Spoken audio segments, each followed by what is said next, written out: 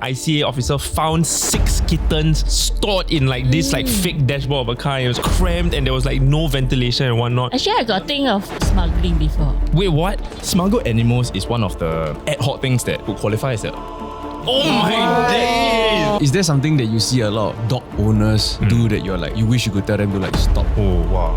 What is the right thing here? Because there are some people who feel like, no matter what, I'm not putting my pet down, and then the other feel like it's the ethical thing to do.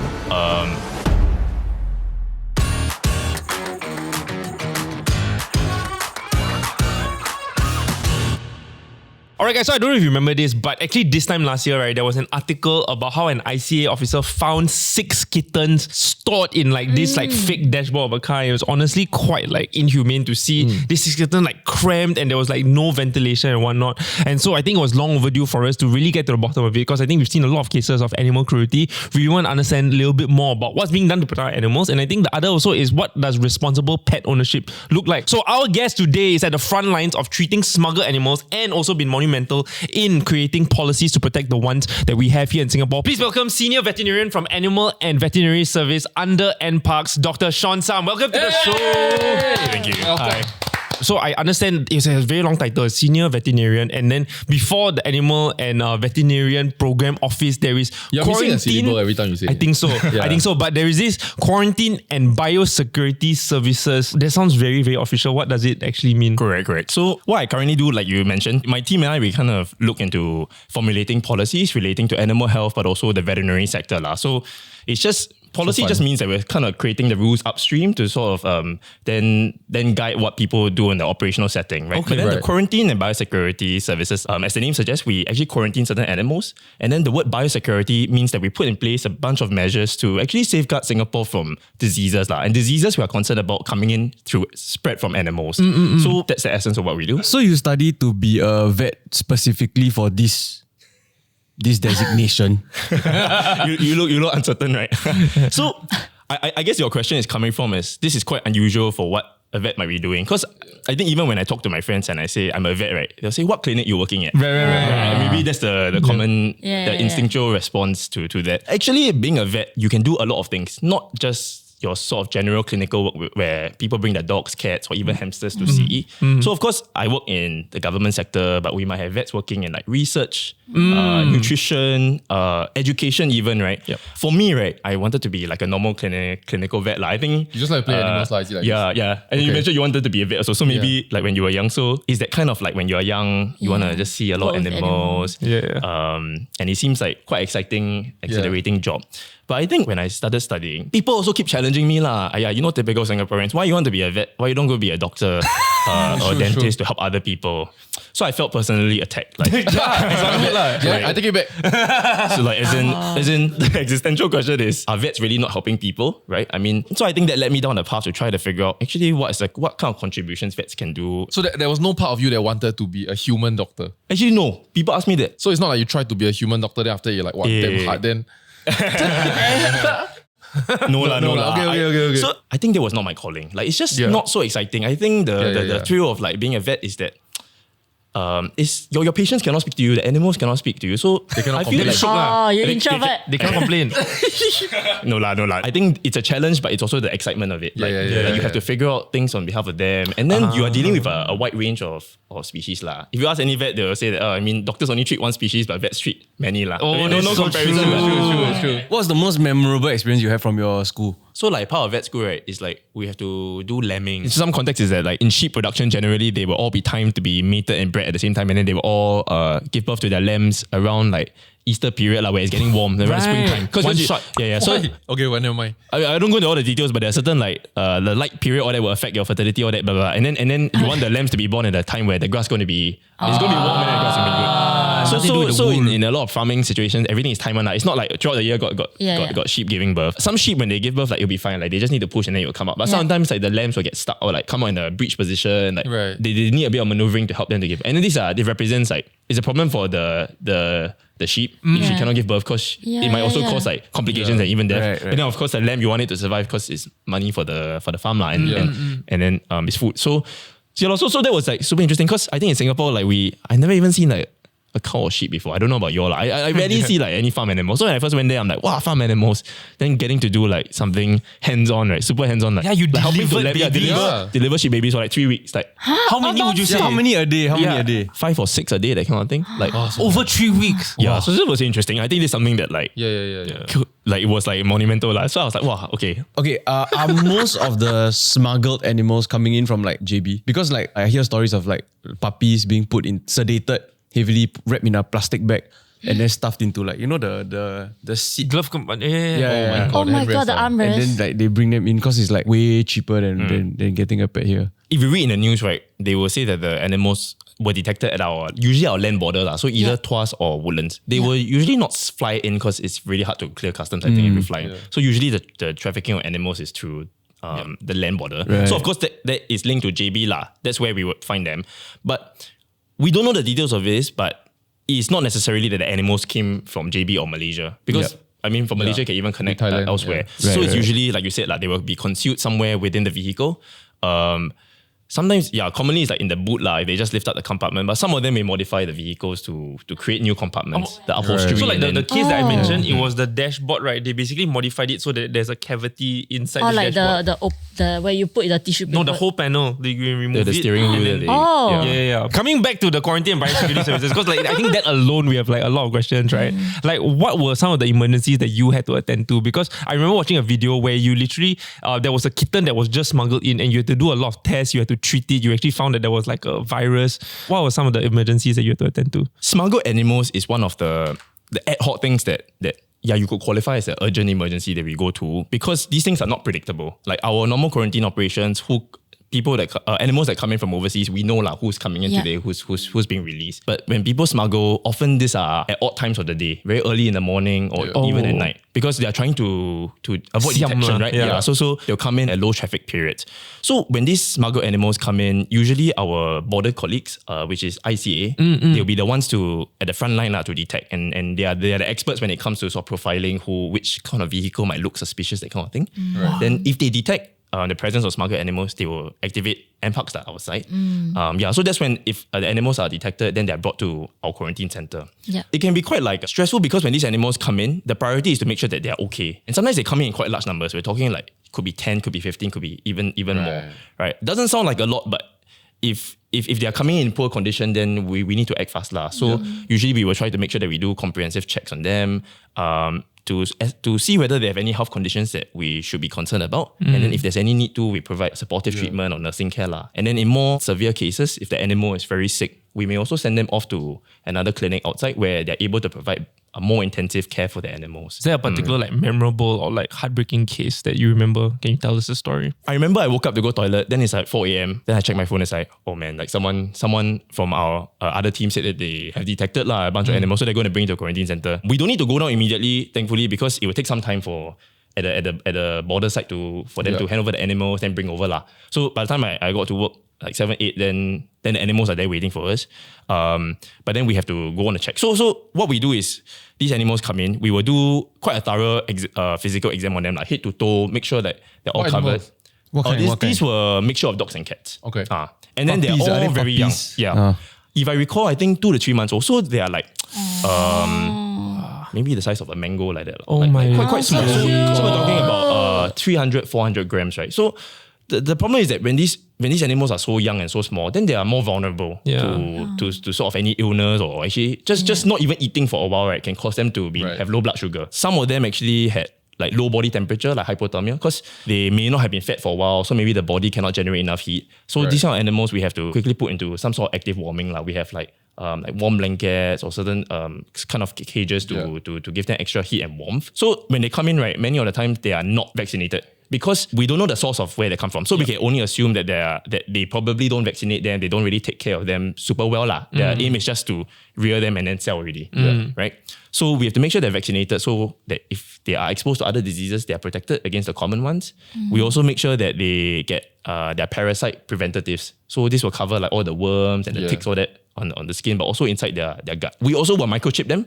So microchip is like we put this like chip into around their scruff area, and then this gives them a identity, ID like, like their NRIC like that. Yeah. Because that's important because it's about traceability. So when these animals come in, right, if they have no microchip, you straight away know that these are smuggled because any animal coming to Singapore, you need to have an ID. If not, we don't know about the whereabouts of these animals or the source. Okay, like so Yeah. you mentioned you were at the quarantine center last year and now you're working a little bit more on policy. So what does it look like? What is the consequence of a smuggler? Like if you gonna caught, what's the worst that could happen to you? The penalties are under our Animals and Birds Act. So if you're a first-time offender only... Why bird not animal? Sorry. Why animal and okay bird? lah. This one the naming, not a legal person also. So it's a Yeah. And you can be fined up to 10K, if not jail, and or jail up to 12 months. And then if you're a repeat offender, and some of them that we see actually are repeat offenders, the penalty could be worse. Yeah. Is there a difference? Like, let's say I'm a smuggler, right? Then I bring a cat very nicely in a very nice cage versus a person who's like stuffed.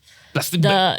Yes. Like so what kind of penalties we take out is dependent on the kind of cruelty and welfare that they cause the animals. So exactly what you said. Like not to say that just because you're bringing that very nice thing, you're absolved of everything. Yeah. But I think it for those smugglers who bring in animals in way worse conditions, if you talk about maybe sedating animals or that. So if we are able to prove these kind of things, then it's an issue lah. Actually, I got think of smuggling before. Wait, what? As in, like, I just think I never do anything. That's because Sometimes I see I go JB, then I see a cat, right? Then they look very poor thing, Then suddenly you feel a connection. Then I think like, what if I just hold in the car?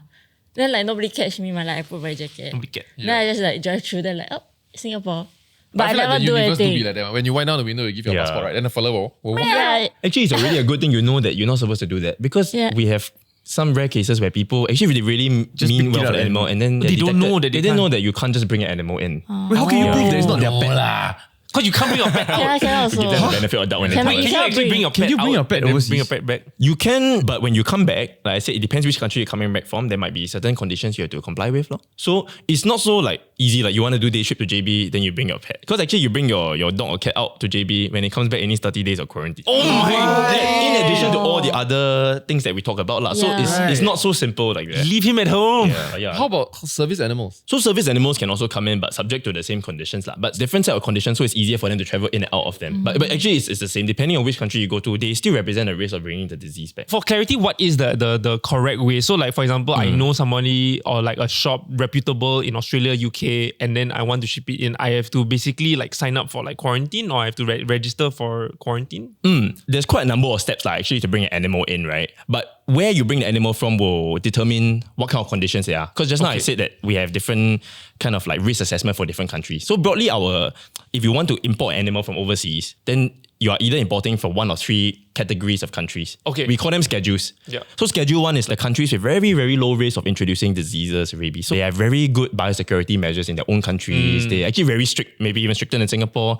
Then these animals, when they come in, no need quarantine, but they will still need to meet certain conditions. Then schedule 2 is somewhere in the middle. They will need quarantine, but shorter period, 10 days. And then schedule 3, which is usually the countries that have rabies, a lot of our neighboring regional countries, then they will need a 30-day quarantine period. I think the most important thing for anyone thinking of bringing their pets in, right, is to know that it's not so easy as you just bring it in. There are steps involved, and that it's best to actually go and look up what the most current up-to-date measures are, which is actually available on our website. Yeah. I say this because things can change. So we actually just updated our import requirements only at the start of this year. And we update it because disease status of other countries change. The kind of science of like how rabies spread or how we can detect Also, it in changes. order to do this policy, you also need to understand the viruses and whatnot. Yeah, and we're spreading. constantly trying to update because I think if you set the policy now, actually in 5 years or something, it can change very fast, right? Yeah. Things evolve very quickly. Is it expensive to go through this process when importing a pet? Not a lot. So at our quarantine center, if I recall, I think the estimate is around $30 a day for each animal. So where is the So bloody if you think, apart from people who might be buying, there are people who might be moving back to Singapore or moving to Singapore for the first time. Yeah. Then they have their pets Fair with enough. them. So I mean, it's not fair for them to separate true, from their that's pets. true. At the quarantine center, there are certain countries we are most concerned about is rabies.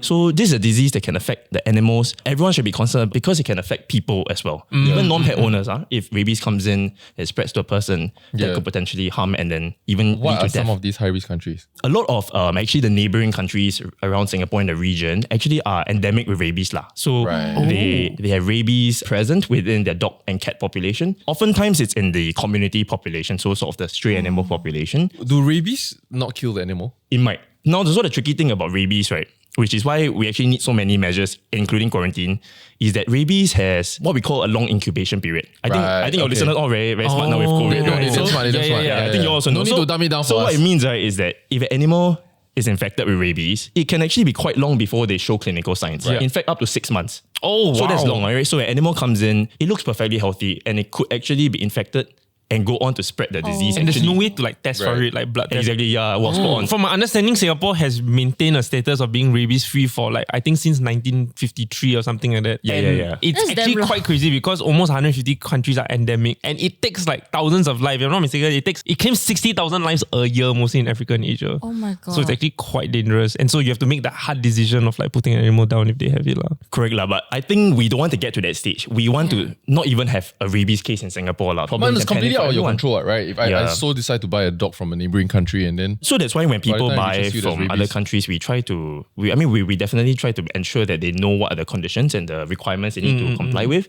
So quarantine is only one part of it. There are other requirements, lah. Like the animal has to be vaccinated against rabies. They need to do blood tests to make sure that the antibody response is high enough. So making sure that they're actually immune to rabies. And then a bunch of other things, lah. And even on top of that, we were still quarantined. When you go to a country, right, and if you know that they definitely have rabies, I always tell people, like, as much as you like the animals and everything, like, you don't touch like a stray animal because you never know. Like we talk about incubation period again, like they could look, very friendly, very but healthy. why is it such an animal thing? So rabies is primarily transmitted through animals. Like maybe you all watch all those cartoons, like all the rabbit dog like foaming at the mouth and going bite people. So it's kind of true, like, in that sense that generally it would spread through a bite. I guess it could spread from human to human if human went to bite like each other. I see. But it doesn't. I don't think medically in a human situation it leads to that. Not like a zombie situation. So generally it's spread through animals, not just dogs and cats actually, but a lot of other species. Okay. Like in the US, the wildlife are a big part of it. Like your bats, all that, right? If right, people anyhow go camping and they get bitten by one of these wildlife things, they could also get rabies. Actually, if you get bitten by a stray animal or an animal that you don't even know the health status about, you should go see a doctor, a human doctor, lah. To this can help you. Yeah. So if a true. human Yeah. gets rabies, is it also incurable? If they get bitten by an animal with rabies, right, the virus actually takes a while to spread to the most critical parts. When you get bitten, it will go along your nervous system and then all the way eventually to your brain. So it will eventually cause you to die also. You'll be So it's ready. lethal. There's no But the way that in humans we can do is if you go to the doctor early enough, and it must be early, like ASAP you go, they will give you post-exposure treatment. So they will vaccinate you, they will give you immunoglobulins to directly counter the virus. Right. Can be quite expensive. I think it's like in Singapore, like 2,000-3,000 like that. Only from biting, like scratch. Scratch potentially also can. Yeah, if it's deep enough. Like 10,000. So if you pet a But stray, in Singapore, it's okay because Singapore is rabies free. Yeah. So that's the kind okay. of security and assurance we are trying to. so pet give all our the strays you Singaporeans. want in Singapore, but outside. Oh, I mean So also. in Singapore, a cat bite me, I don't need to go to the doctor. You laugh Yeah. and go, haha. Just you bite. don't need to You go. can't say that. I can't say that. I can't say. Okay, I can't say. It might have other infection or something. So No, better but go doctor. is there a rabies like pre-shot to prevent us from like getting Yeah, so there's rabies? actually human rabies vaccination also, but it's not foolproof. You're not like immune anymore and then go and touch all the stray animals in the world. Right. It seems to be the life goal. One. You will treat every animal that comes through illegally through the borders. The illegal animals that come in, we do our best to nurse them and to treat them. But in the process, some of them may not make it Yeah. because of the diseases that Yeah. we talk about. But I think to address that concern, right, is really the need to try to dissuade people from going down this route of buying illegally. Yeah. Right? Because it's just like Cost lah, right? it's just cost lah. Like you see flashing on Shopee, you should click on like that kind of thing, you know. Like so if it's a good deal, I think people will naturally just jump on it without thinking. So when like shops like this, they say, wow, the cat really is like a different kind. They train it or somehow to be more Compliant, friendly to humans. more friendly. Pedigree, compliant. breed, is and that well is that socialized. real? I think it's fair for them to say that. So pedigree is one thing. That means that depending on who they breed from their parents, right, they maintain certain look and appearance. But sometimes also the breeding contributes to the health status of the animal. That you don't breed for animals with genetic or hereditary problems lah. But I think the socialization is actually is a fair point. So which is something that we try to do also with our smuggled animals, because when they're young animals, right, they are critical stage Rescued, right? So cute, you are preparing them for adoption also. Okay lah, but to our checks, they are socialized lah. So Yeah. so what the breeders you're probably thinking about is that they will expose these young animals or animals when they are young age to other people, to other animals also. Yeah. So that it's not really to be like so that they will come to you and just be sung. It's really for the animal so that they don't feel stressed. When it comes to adoption, not everybody can just adopt. So it's not that easy back channel if I like. I think the partners we work with, they're very stringent, meticulous, they're very stringent. So at least at that level of screening, when these animals are adopted, they go to homes that deserve these animals. Okay. And that these are usually people who would not have in the first instance wanted to smuggle the animals in. So the overseas one is where it's hard for us to control. So when they buy online, overseas Legit, pet I shop, remember buying pets online, then ship to Singapore like Taobao. they buy from like TikTok, Telegram, Instagram. Oh, okay. I mean, this is what I've heard. like live stream so then these they are like- yeah, exactly. I know people who have bought the animals without even like having seen the animal lah. So they just like see a picture online, like those kind of like clickbaity kind of thing. Then they did even like video call the seller or something, and then they would just buy it, and then they just receive the animal. I so adopted a that dog can be- before. It was like a very terrible experience. It was the first dog I ever adopted. It's a rescue from something like this one, and then it was a Pomeranian. It was used to breed baby poms. Okay. So they bring to my house and familiarize and everything, and it's okay. So when it's all chill and we are spending time, right, everything is normal. But every single day, right, we are playing like 50 First Dates. Every morning when I open the door, the horror in her eyes when she see me for the first time in this day cycle, right? We restart the relationship again. And she would back up and pee and shit herself every day. Aiyo. It's damn shit. And it makes it 10 times harder to want to like take care of the pet because you're kind of frustrated because every time you see it shits itself, then you cannot just you need to pick up the poop and you need to like clean the animal. Yeah. So every day I do this. Is there a way to help animals like with this kind of like trauma? There are ways to circumvent this lah, like through behavioral rehabilitation. That can be through both medical, if necessary, like they may be given certain medication or drugs to help them to be at ease. But this is of course just symptomatic, right? You won't get rid of the underlying things. But if you go to a more behavioralist kind of situation, then you can better understand maybe what's the inciting trigger for some of the negative behaviors of the animals, and then try to either dial that back or try to get the animal sensitized to it lah. The time I went to the vet, right, like this particular vet, and then like the person was like, "Oh, look at this." Then he suddenly went into the room. Then he's like, "Come." Then I was like, "Okay." Then I go there, I just see one microscope. They say, "Do you see that? There's a little tick lah." Then he say, "See, there's a tick." Then after that, when I saw the bill, right, it was $5 to see the microscope. Then I was like, I never see. I don't want to see. Yeah. as in, he I don't know, like, are they supposed to tell me like, by the way, it's $5 if you want to see the little bug. Someone he could have said a The pro tip is next time if the doctor say you want to see, say no, just deal with it. No, but that was really a real difficulty because at the start also they will tell you like they will give you a whole list of things that they will ask you like, okay, I let you know these are all the things that you need to pay for that we will do when we're checking the animal or whatever, right? Then half the thing is like, I don't know what the hell this means. Then I also don't know whether it's like need or don't need, right? You know? But I think that's like transparency on medical as a whole. So, because like sometimes you go to see a doctor and then you like, okay, everything, all this medicine, okay. Then suddenly you see the bill like, hey, what the hell? Like there's all these different things that you weren't prepared for. I think that's probably the same. But I think it's a fair point lah. So it is difficult because you are in a situation where you really don't know much about the medical side. So I think the vet will always try to explain it in a understandable or layperson way to the owner. But when it comes to the cost, right, a lot of times you might also see that it's estimated because if an animal, for example, is hospitalized, it's hard to predict exactly what you're going to do.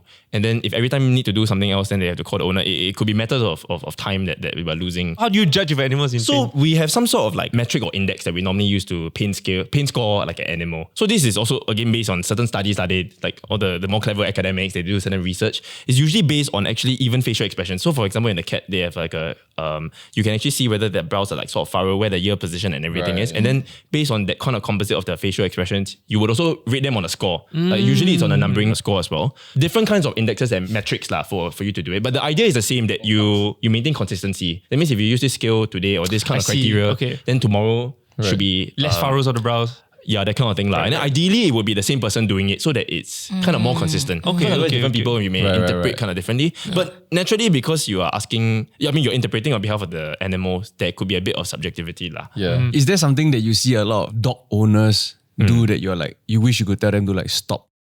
Oh, wow. Yeah, later is cat also. Oh. You want to start cat first? Okay, maybe because I'm a vet lah. I think that if your animal is sick and you are concerned about their health, whether dog or cat, you just bring it to a vet. Because I think in my situation, a lot of them they will text me. My friends text me. It's fine lah. I mean, free advice. So they ask me. They just send me a picture of their dog. Oh, my dog like did this lah, or let's say vomited once like that. How ah?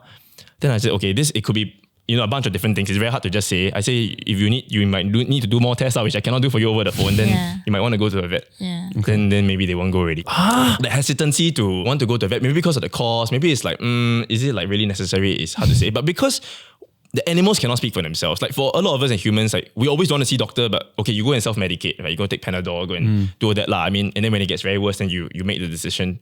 But for the animals, they need you to kind of be responsible for them.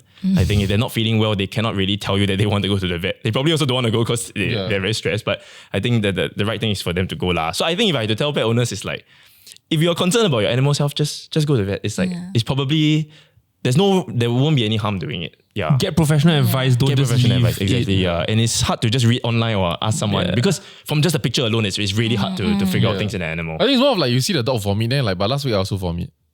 And I never see doctor. Or like That's very too true. much. So Maybe if it's it's like fine. one time only, I would tell my friends also like, okay, like don't panic first, like see first. Monitor. But yeah. No, there was one time I was very concerned because I saw a lump on my cat's like tummy. Then I was like, oh my god, should I see a vet or not? Then I take pictures, send the vet. Then they say, just come in, bring him here. So I was like, oh my god, I'm damn scared like the lump is like cancerous or something, right? And then when the vet checked, he said, oh, it's a nipple. Then I was like damn embarrassed. Okay. Then I have to pay like Should be. $70 for the checkup. Oh, okay. Yeah, that's Never the mind. fee. No, Expensive but lesson we to know learn. there was like a few. No, but I it's thought, cheaper like- than getting an education, ma.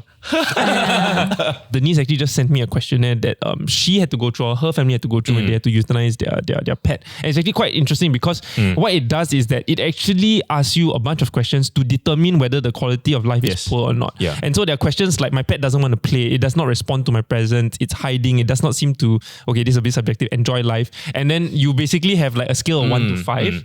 And so you just answer this questionnaire, and at the end you will understand whether the quality of life is actually more good or more poor, and then you can make a better decision from there.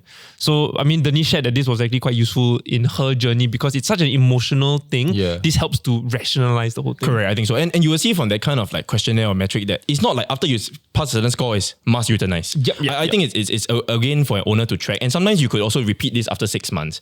So a lot of times it's useful for the owners to think about all this because they'll come in and tell you that my dog is okay, like it's eating. But when they think about it, the real question is how like of the number of days that it's around, like how many are good days versus bad days. And I think that ratio can shift over time. And then sometimes that help them to come to the decision that maybe we've gone further down the line that it might be the right call. Last time I had this dog, like he was a abused dog that we adopted, and his name is PP. He was very hostile, like he just sit in the corner like every day.